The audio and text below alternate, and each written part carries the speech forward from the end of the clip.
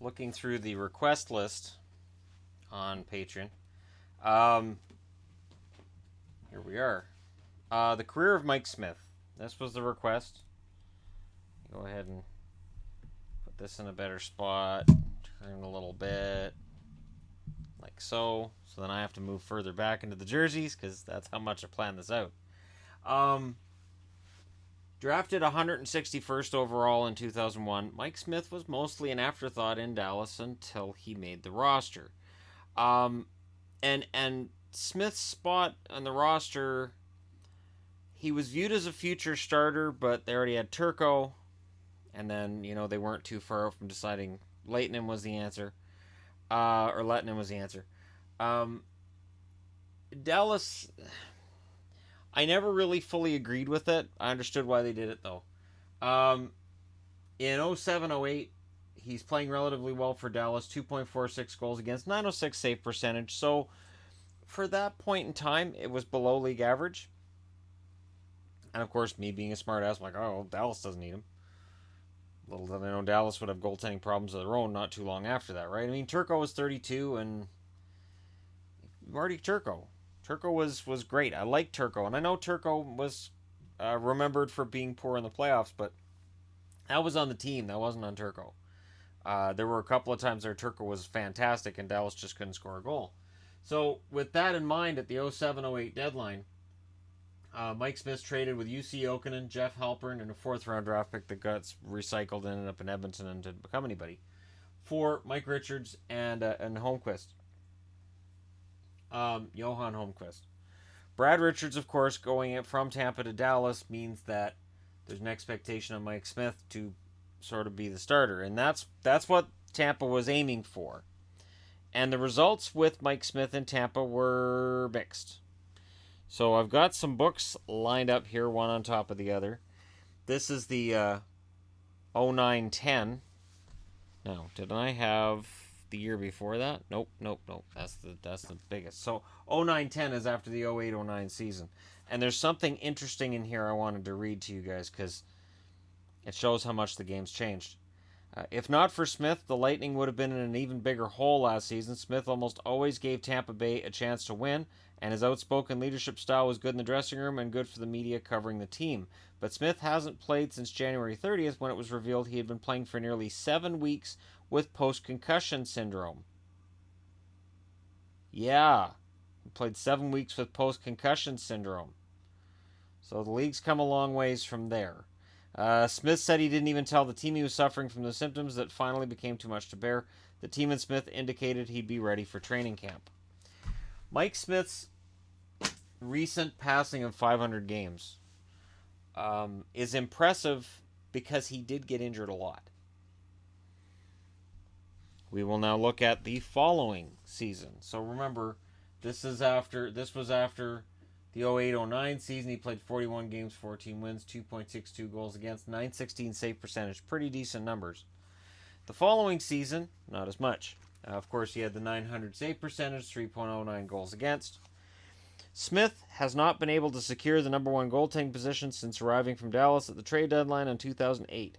There have been some shining moments, but also loads of inconsistency. He's great at handling the puck, but at times makes careless mistakes with it. The Bolts need Smith to buckle down.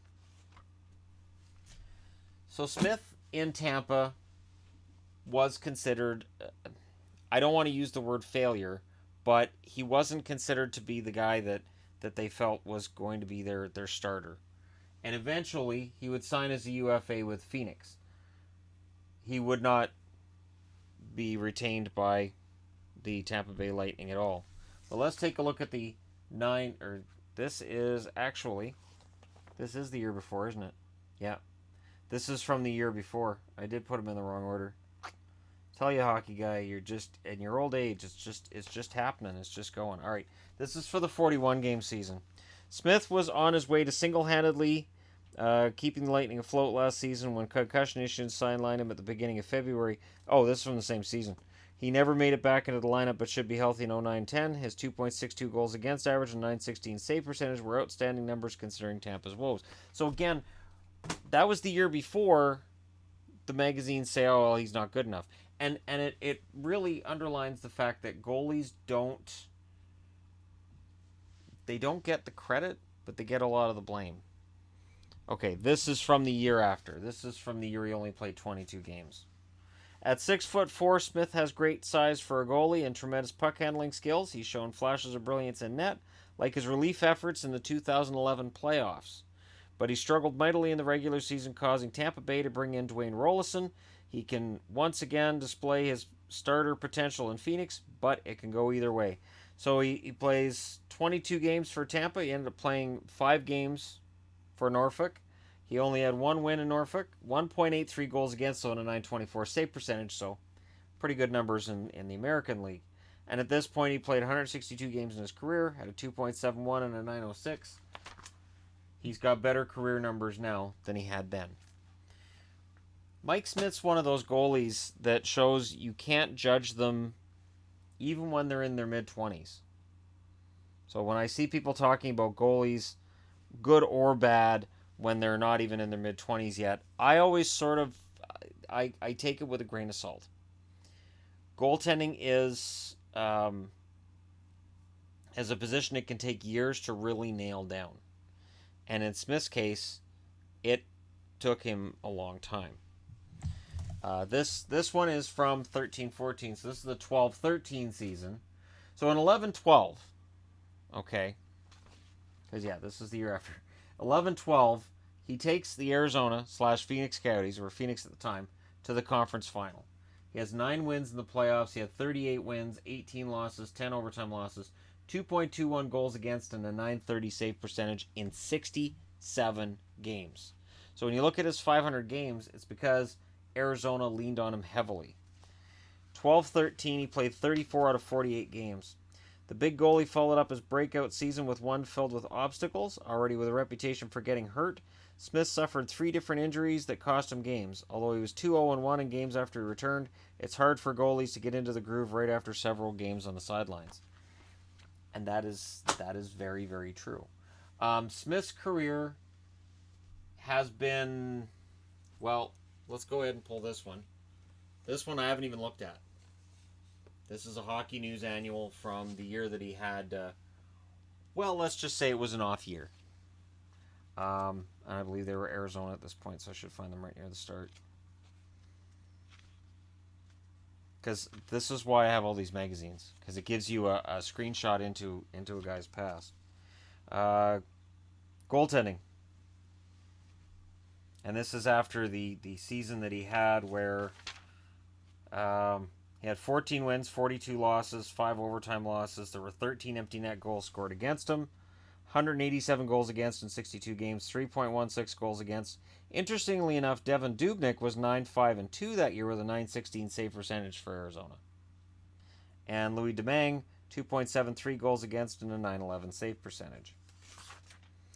Perhaps the most vital jolt to the Coyotes could come between the pipes, where my number 1, Mike Smith, returns motivated to rebound from a disappointing showing. Smith struggled to anchor the team at one point, posting a sub-900 save percentage, but he improved enough in the final few months to showcase his potential to again be this team's MVP. Last year was kind of a breakout year for Smith, even though the Coyotes have not had a breakout season of any variety. Not even close. 55 games, 19 wins, 26 losses, 9 overtime losses, 2.92 goals against, 914 save percentage, and an all-star appearance at 34 years of age. When he was signed by the Flames, I had my doubts.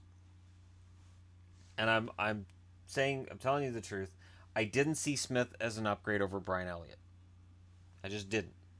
Because to me, Smith was old by comparison to other starting goalies around the league. To me, Smith's best year was here, and he was far removed from that best season. This season for Calgary, he's had 41 games, 20 wins, 13 losses, 6 overtime losses. Brings his goals against down to 2.39, his save percentage to 926. His career save percentage is 914, his career goals against is 2.67. The fact he's reached 500 games, despite all of the injuries, inconsistency, concussions, and all of the things that took place in the first 5 years of his career. The fact that he's reached this point despite how frustrating the 14-15 season with 14 wins in 62 games had to be. And it was a horrendous season for Smith that year. He ended up at a 904 after he'd been at a sub 900 for a large portion of that season. And this year, he really has been, to this point, arguably one of 3 MVPs for the Flames, and I would have Monahan and Gaudreau in that conversation as well. Smith was traded to Calgary by Coyotes for Chad Johnson, Brandon Hickey, and a conditional third. Now, we don't know what Brandon Hickey's going to be. Chad Johnson got signed by Buffalo.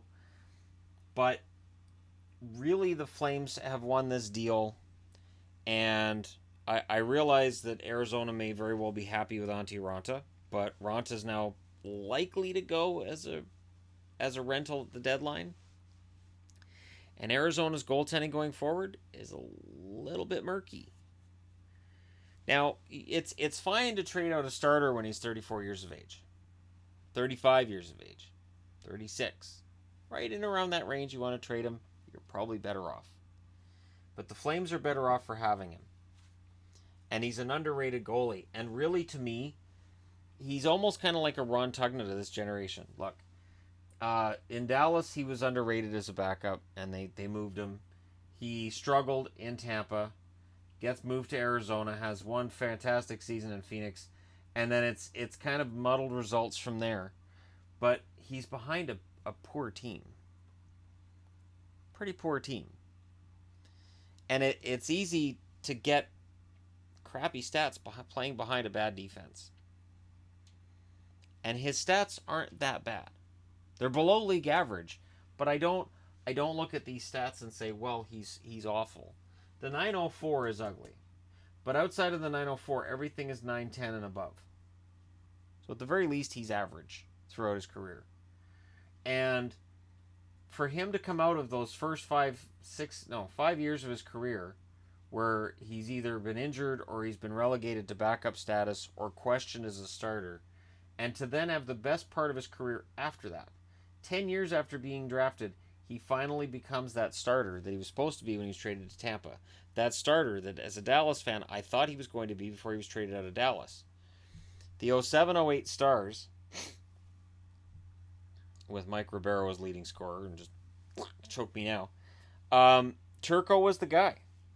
Turco was the starter. He had a 2.32 that year. He had a 909 save percentage, and Holmquist came in as a replacement. Holmquist was supposed to be the trade out for Smith, and he only played those 2 games for Dallas and ended up in Frölunda the next year. So it really is a trade that when you look at it, it worked out pretty darn well for Tampa, although they didn't get with Mike Smith what they thought they were going to get. It's an interesting career he's had, and I think he's probably got, I'll say 3 more years. It might be 2, but it could be 3. Because once you get past that mid-30s, it can be a steep drop-off. I remember Curtis Joseph playing really, really well, and then all of a sudden he couldn't anymore. Smith is probably at least a year and a half away from that, and he gives the Flames a shot. And the good news for the Flames is, the last time that he took a relatively decent team to the playoffs, he got to the conference final. He doesn't have a lot of playoff experience outside of that, but he does show up in the playoffs. So Mike Smith is a guy that somehow got to 200 wins and 500 games played, even though a lot of struggles with health and consistency in his early years. Don't write a goalie off too early. You'll regret it. Thanks for watching. Hit like and subscribe if you're browsing your way through. And thank you so much for being out there. It makes it worth being in here. And I'll talk to you guys again soon.